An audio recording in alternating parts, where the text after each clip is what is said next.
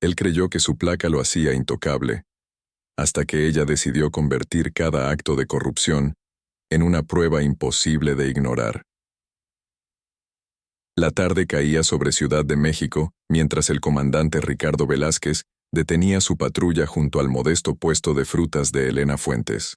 El oficial, conocido en el barrio por su temperamento volátil y sus métodos cuestionables, se acercó con paso firme hacia el puesto. «Buenas tardes, señora», dijo con una sonrisa que no llegaba a sus ojos. «Parece que no ha pagado su cuota de protección esta semana». Elena, una mujer viuda de 32 años que mantenía sola a sus 2 hijos, apretó los labios con preocupación. «Comandante, ya le expliqué que apenas me alcanza para alimentar a mis niños. Los impuestos municipales ya son suficiente carga». El rostro de Velázquez se endureció mientras jugueteaba con su placa dorada. «Eso no es problema mío. En esta zona, yo decido quién trabaja y quién no. ¿Entiende?». Con manos temblorosas, Elena sacó unos billetes de su delantal, el dinero que había destinado para la cena de esa noche. Velázquez no era nuevo en este tipo de extorsión. Durante años, había construido un pequeño imperio de miedo en su jurisdicción. Comerciantes, taxistas y vecinos sabían que era mejor no cruzarse en su camino. Su placa era su escudo, y su uniforme, una licencia para actuar con impunidad. Esa tarde, después de intimidar a varios comerciantes más, celebró en una cantina local, presumiendo ante sus compañeros cómo tenía controlada su zona. «¿Ven esta placa?», alardeaba, golpeando su pecho con orgullo. «Con esto puedo hacer lo que quiera. Nadie se atreve a denunciarme, soy intocable». Lo que el comandante Velázquez no sabía era que Elena Fuentes no era una simple vendedora de frutas. Antes de que las circunstancias la obligaran a tomar ese trabajo, había sido asistente legal en un importante bufete de abogados. Conocía el sistema, sus derechos y algo más importante. Tenía un teléfono celular con cámara escondido entre sus productos. Cada visita de Velázquez quedaba meticulosamente documentada, cada palabra grabada, cada transacción registrada. Elena había soportado la extorsión durante meses, recopilando evidencia mientras reunía el valor necesario para actuar. Esa noche, Elena se reunió con su antigua jefa, la abogada Sofía Mendoza, en un pequeño café alejado del barrio. «Tengo todo registrado, Sofía», explicó Elena mientras le mostraba las grabaciones en su teléfono. «Son 6 meses de extorsión sistemática, no solo a mí, sino a todo el mercado». Sofía observaba las imágenes con expresión grave. «Esto es oro puro, Elena, pero debes entender que enfrentarse a un policía como Velázquez tiene sus riesgos. Tiene contactos, influencia». Elena levantó la mirada, una determinación férrea brillaba en sus ojos. «Ya no puedo más, Sofía. No es solo por mí, es por todos nosotros. Por mis hijos, que necesitan ver que la justicia existe». Durante las siguientes semanas, Elena y Sofía trabajaron meticulosamente, reuniendo testimonios de otros comerciantes afectados. La mayoría se negaba a hablar por miedo, pero la valentía de Elena inspiró a algunos. Jorge, un vendedor de periódicos, María, una florista, y Ramón, un taquero, finalmente accedieron a testificar. Sofía preparó una denuncia formal ante Asuntos Internos de la Policía y la Fiscalía Anticorrupción. «No será fácil», advirtió a Elena. «El sistema está diseñado para proteger a los suyos, especialmente a alguien con la antigüedad de Velázquez». El día que presentaron la denuncia, Velázquez fue notificado de inmediato por sus contactos dentro de la institución. Furioso, condujo hasta el puesto de Elena. «¿Crees que puedes denunciarme?», gritó volcando una caja de mangos. «¿A mí? ¿Sabes con quién te estás metiendo?». Los otros comerciantes observaban en silencio, aterrados, pero Elena permaneció firme. «Sí, sé exactamente con quién me estoy metiendo, comandante, y sé que la ley está de mi lado». Velázquez se rió con desprecio.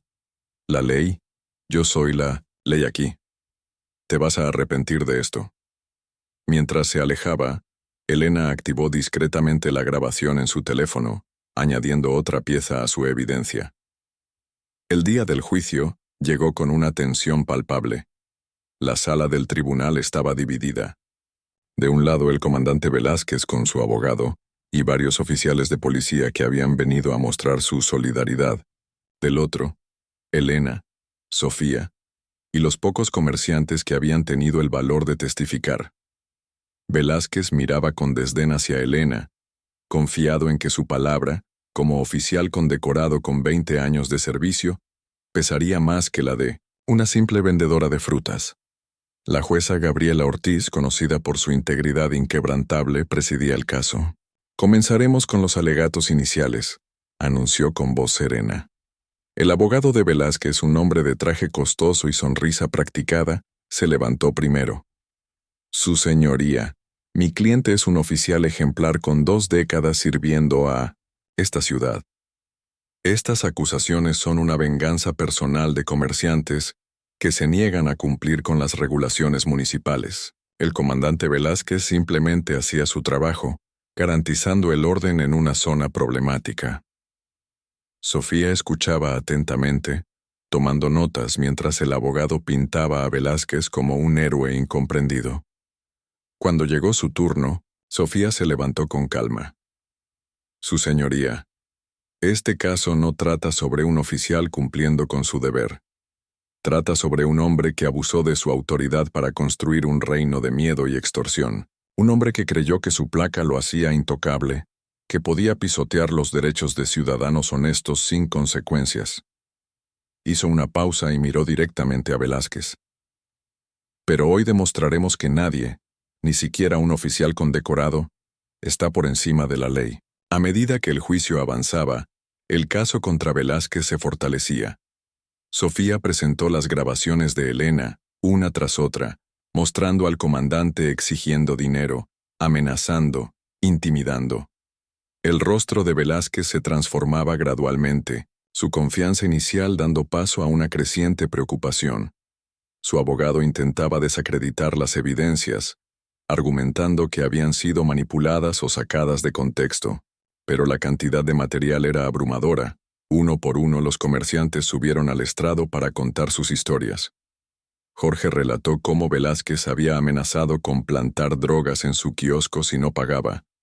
María describió las veces que el comandante había destruido sus flores cuando se atrasaba con la cuota. Ramón, con voz temblorosa, contó cómo Velázquez había golpeado a su hijo adolescente como advertencia cuando intentó negarse a pagar. El testimonio más impactante llegó cuando Elena tomó el estrado. Con voz clara y firme, narró no solo su propia experiencia, sino todo lo que había observado durante años. No es solo el dinero, su señoría, explicó. Es la dignidad que nos quitaba cada vez que llegaba con su uniforme y su placa, tratándonos como si no fuéramos seres humanos con derechos. El abogado de Velázquez intentó desacreditarla en el contrainterrogatorio, sugiriendo que todo era una venganza personal, pero Elena se mantuvo serena, respondiendo con precisión y detalle. La estrategia de la defensa se desmoronó cuando Sofía presentó su evidencia final, las cuentas bancarias de Velázquez. A pesar de su modesto salario como oficial, poseía una casa en una zona exclusiva, 2 automóviles de lujo, y había pagado en efectivo los estudios universitarios de sus hijos en el extranjero. Su señoría, concluyó Sofía, estos no son los recursos de un servidor público honesto. Son los frutos de años de extorsión sistemática a ciudadanos trabajadores. Mientras el juicio llegaba a su conclusión, la sala del tribunal estaba en silencio absoluto. Velázquez, que había entrado con la arrogancia de quien se sabe protegido por el sistema, ahora parecía disminuido en su asiento. La jueza Ortiz, tras revisar todas las evidencias, se preparó para emitir su veredicto.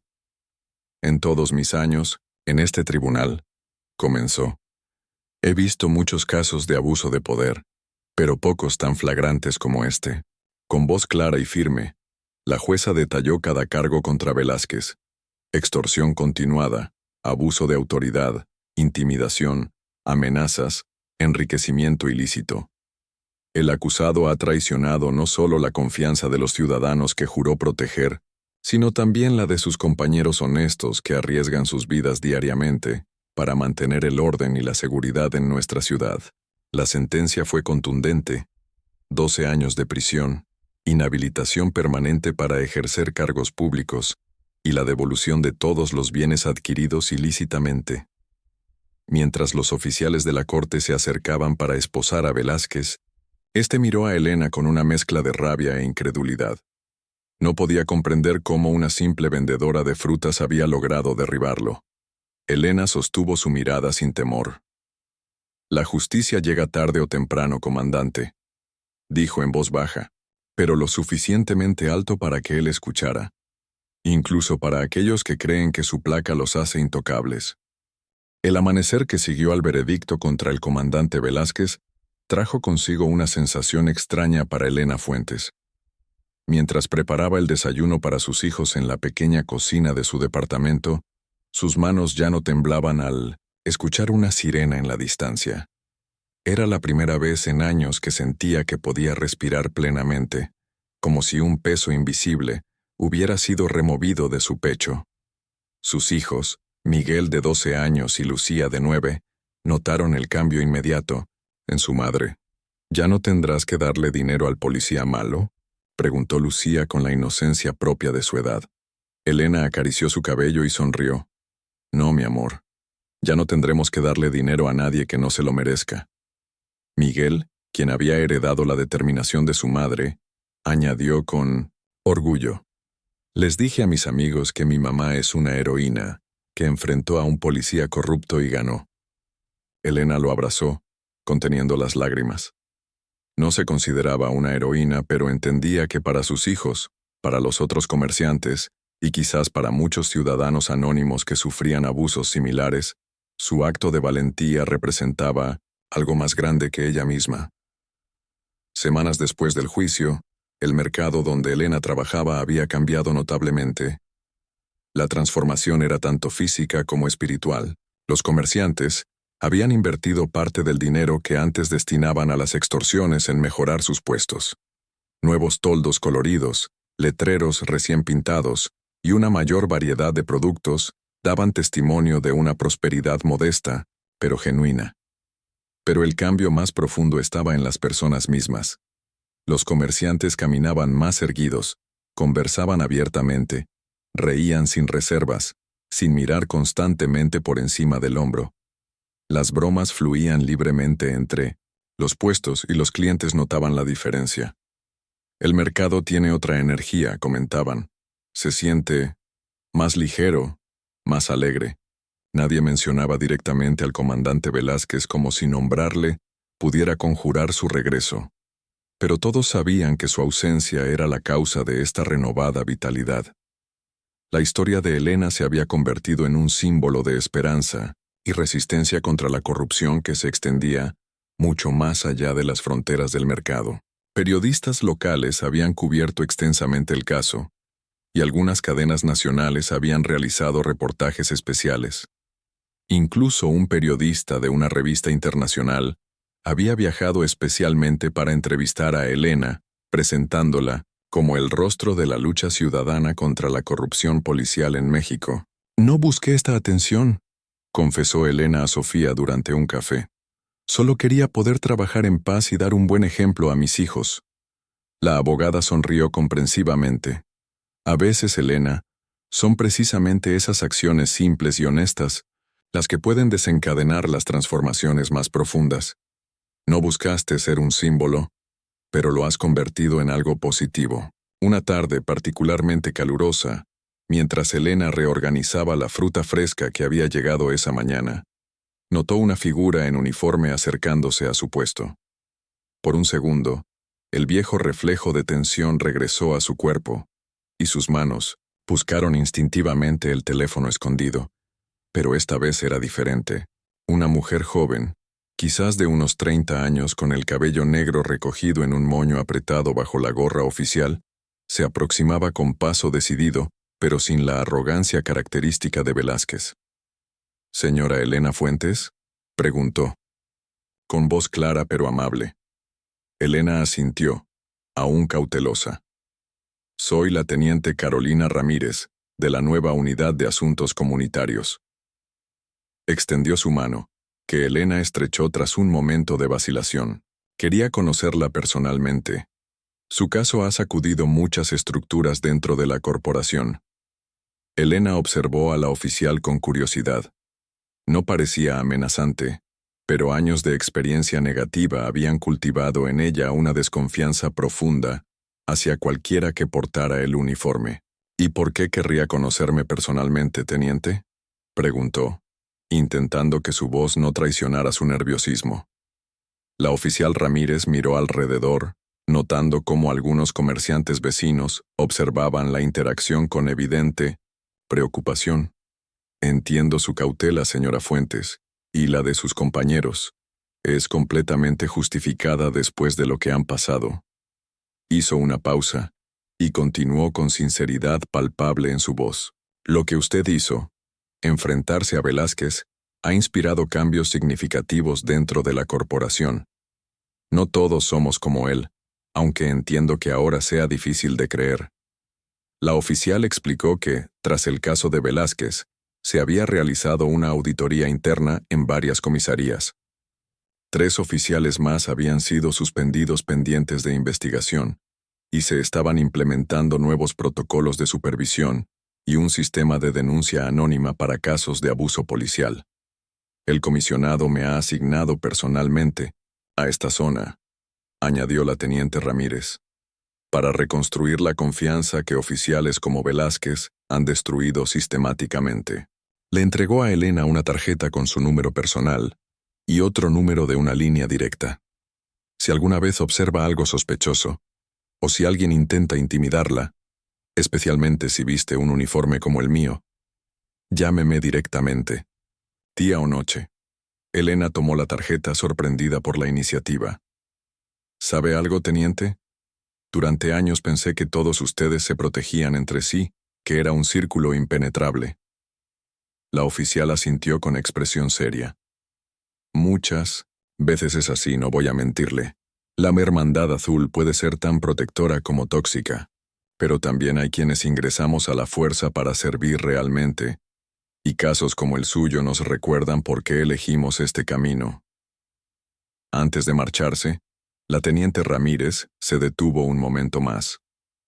Por cierto, hay un grupo de cadetes de la academia que está estudiando su caso como parte de su formación ética. ¿Consideraría venir a hablarles algún día? Creo que escuchar su historia directamente podría tener un impacto mucho mayor que cualquier manual de procedimientos. Esa noche, Elena compartió la extraña experiencia con Sofía mientras cenaban en un pequeño restaurante cerca del bufete. La abogada escuchó atentamente, con una leve sonrisa dibujándose en sus labios. ¿Sabes qué es lo más poderoso de lo que has logrado, Elena? No es solo que hayas derribado a un policía corrupto, es que estás ayudando a cambiar la narrativa desde adentro. Sofía también tenía noticias importantes que compartir.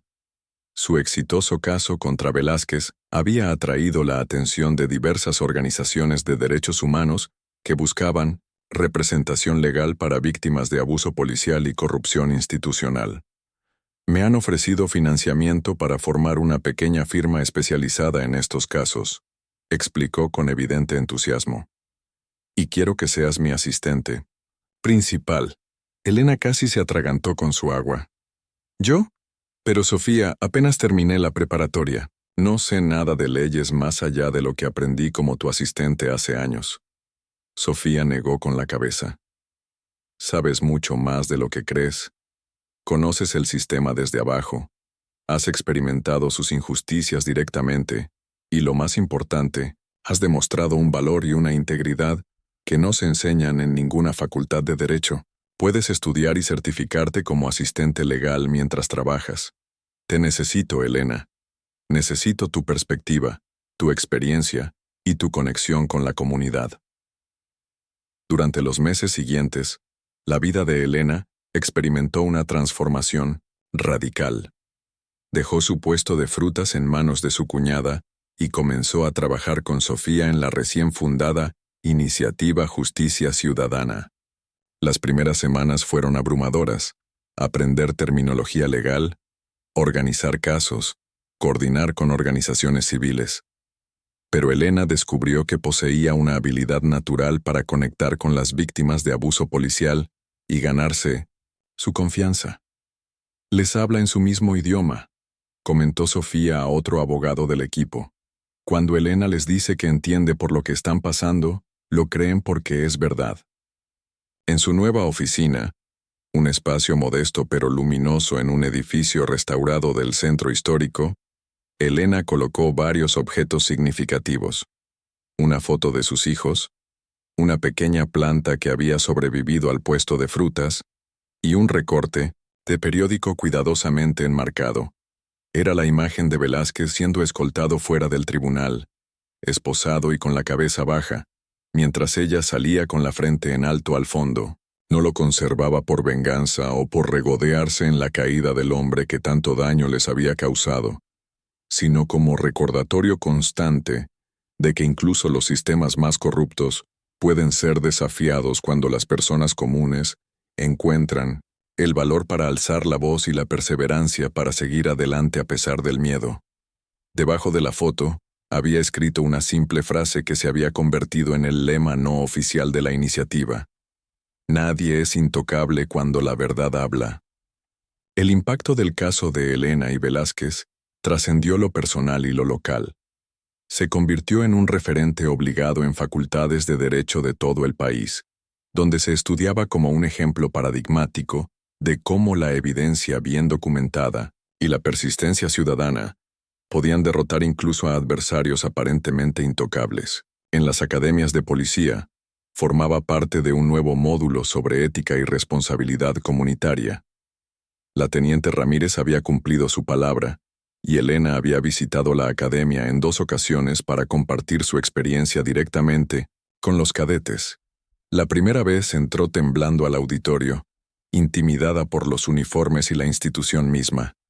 Pero cuando comenzó a hablar, su voz encontró una fuerza que no sabía que poseía.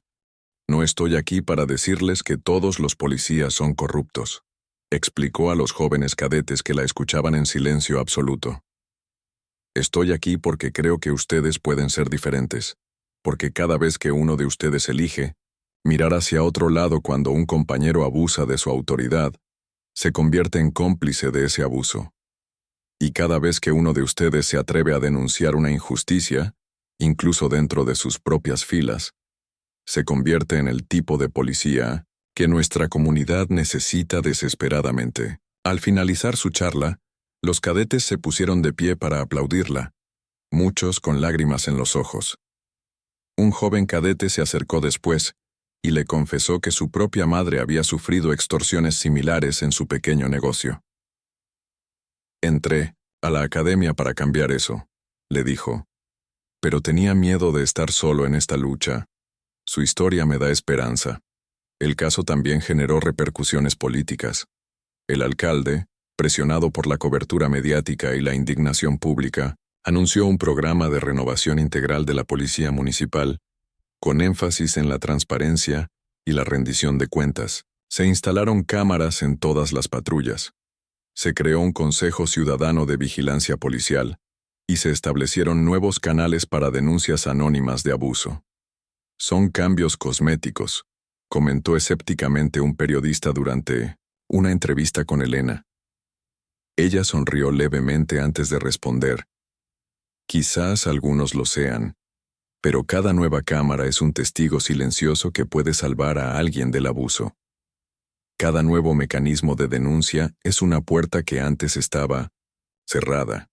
El cambio real no vendrá de arriba hacia abajo, sino de ciudadanos que ya no están dispuestos a agachar la cabeza ante la injusticia. Un año después del juicio, Elena recibió una carta inesperada. Era de la esposa de Velázquez. Al principio dudó en abrirla, temiendo que contuviera amenazas o recriminaciones, pero la curiosidad pudo más. Querida señora Fuentes, comenzaba la carta con una caligrafía delicada. Quizás le sorprenda recibir noticias mías.